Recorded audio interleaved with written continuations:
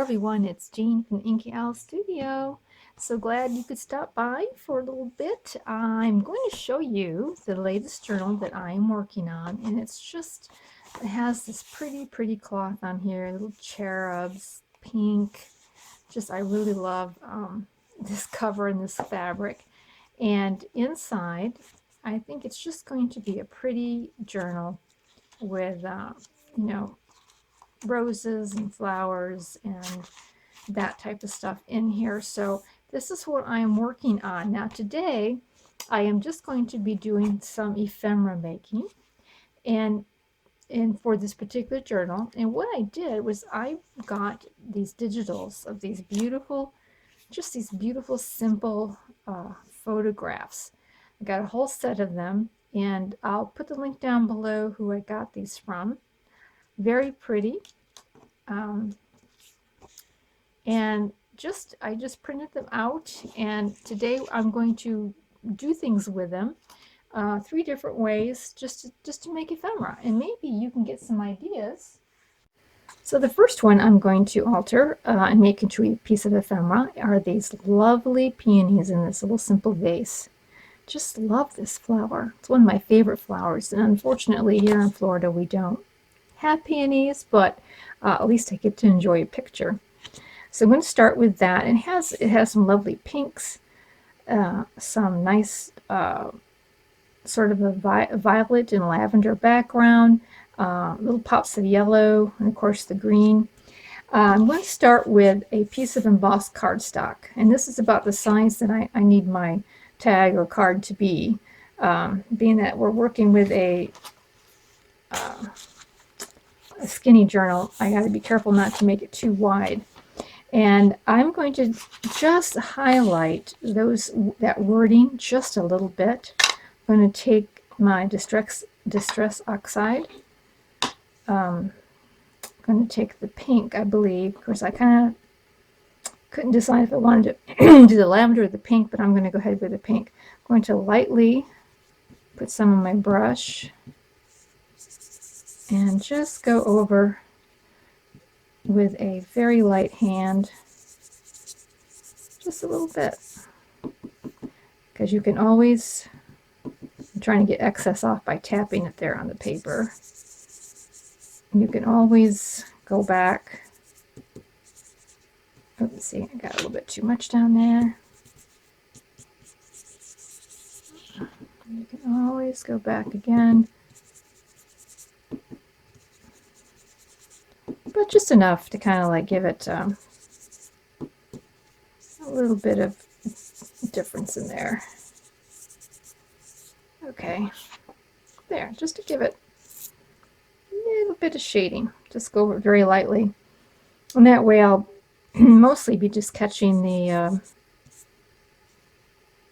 raised part there. Got a little too much down there. What I might do is I might take my darker distress ink. I'm going to take my vintage ink here, my vintage photo, and maybe just I'll work in the middle of first and just see what that'll do. That might, yeah. Okay, let's just go over it again with a distress vintage photo. Now this is a super dry pad, so I don't have to stamp it off, but otherwise I probably would tap it off if it was a juicier, just with a light hand. Okay. All right, I like that. I think it gives it just enough highlight for that to stand out nicely. So this will be setting over it like so.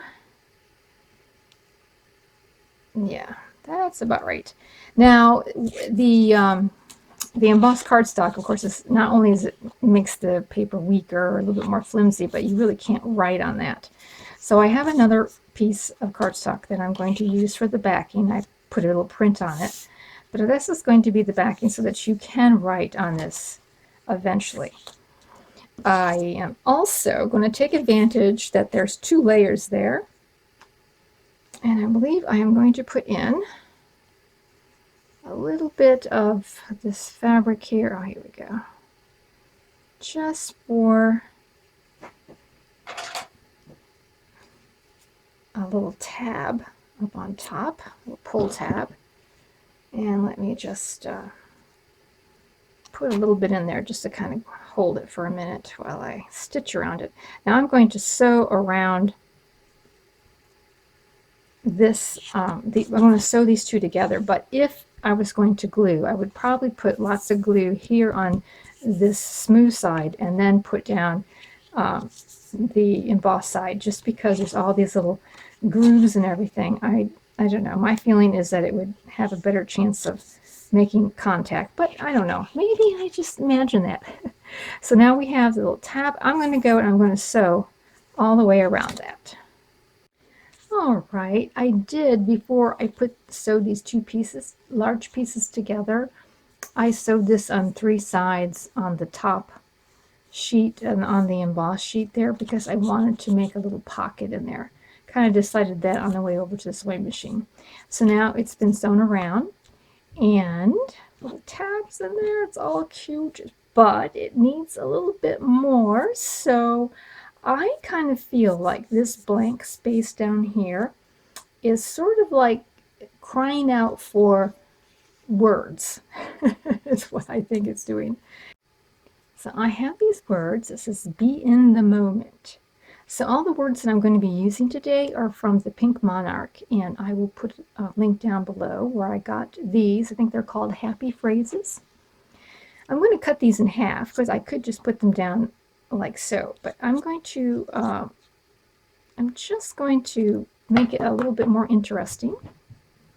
And get my ink out here, and I am going to put them in 2 different places. So let me just cut off a little bit more there and a little bit more over here, so it's not so different. There we go. I'm going to put in one here and one here. And I think this kind of actually piques interest in reading it by breaking it up just a little bit. So let's just put that in here slightly askew, right? And this one down here. Let's just put this one, and we're just going to actually hang it off the edge a little bit. So now we've got be in the moment.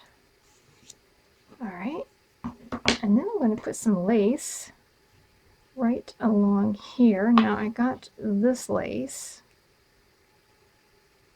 but I'm also seeing some yellow in here, and I think it would be interesting maybe we had this lace. This vintage lace here I think would be cute. So let's put that in there. Yeah, I like that. Let's put this in there. Just going to come across here, put a little glue. This came off of a hanky, I believe. And so when I cut it off, lace off a hanky, I like to leave a little bit of the fabric there because that makes a nice place for gluing. Okay, I should have thought of this. Let's see, do I want it right like that, or do I want it down here? Guess I'm going to do this. Put it right across the bottom there. Okay. That is so cute. So now this one is finished.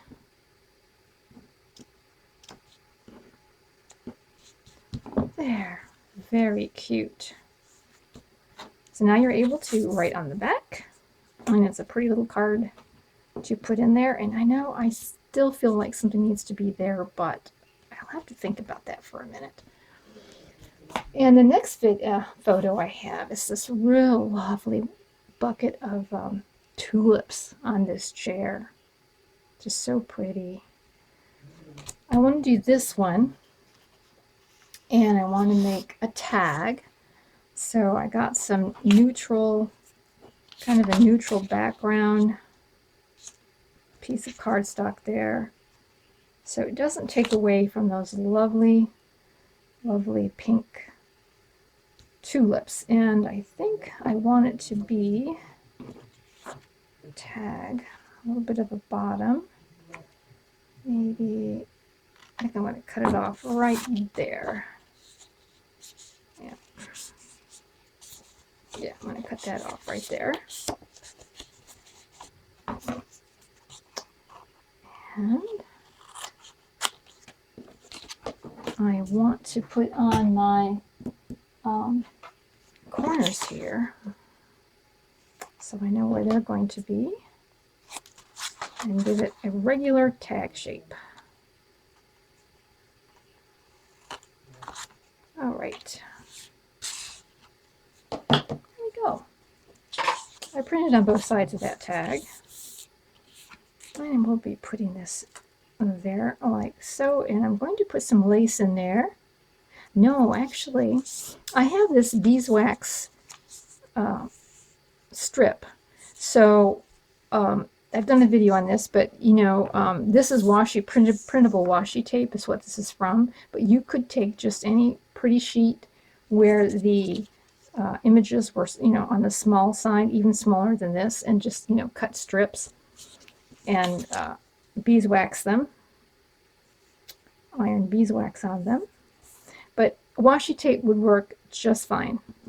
Washi tape, you know, I don't have any like this. This is what I like. Why I like doing the waxing is because you can choose your papers that way. But a nice strip of washi tape would look really pretty there too. So I'm just going to glue that down. And I did a video on that waxing, and I believe in my last video I referenced it, and I'll do it again in this video here. Now, I have since learned that you could use wax from candles and do the same method. So, I guess it doesn't matter which one you use. But I do like it because you have washi tape at your disposal, whatever, you know, whatever you're working on.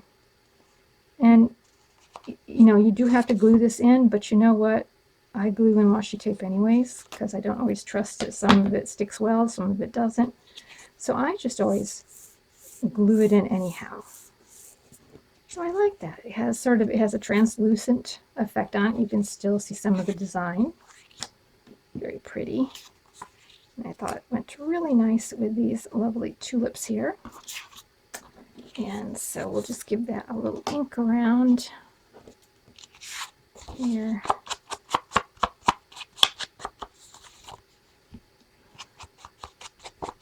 Now, if you want to ink your, if you want your washi tape to be inked on the side, you need to do that on the paper before you apply the beeswax.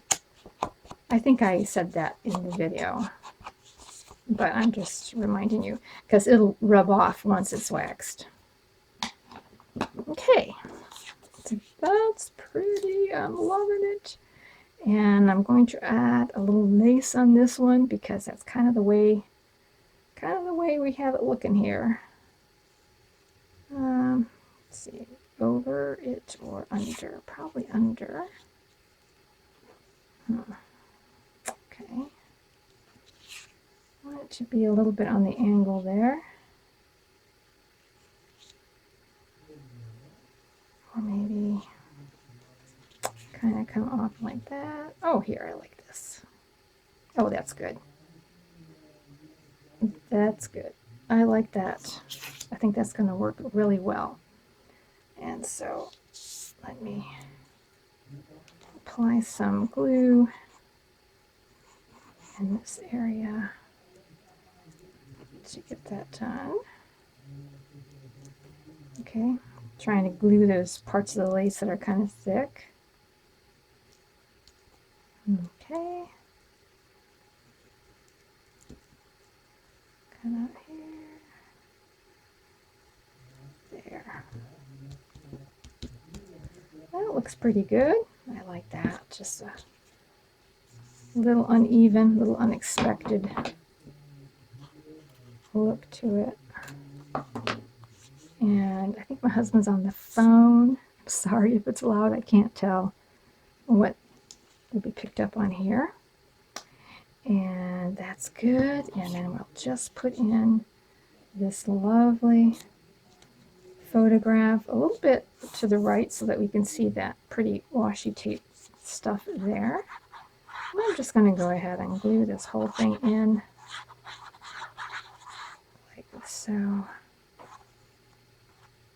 Those edges. And put that right over here. There we go. Oh, I just think this is so pretty. Okay. And then, of course, we got to put some words here. So I have Today Beautiful. How would that be?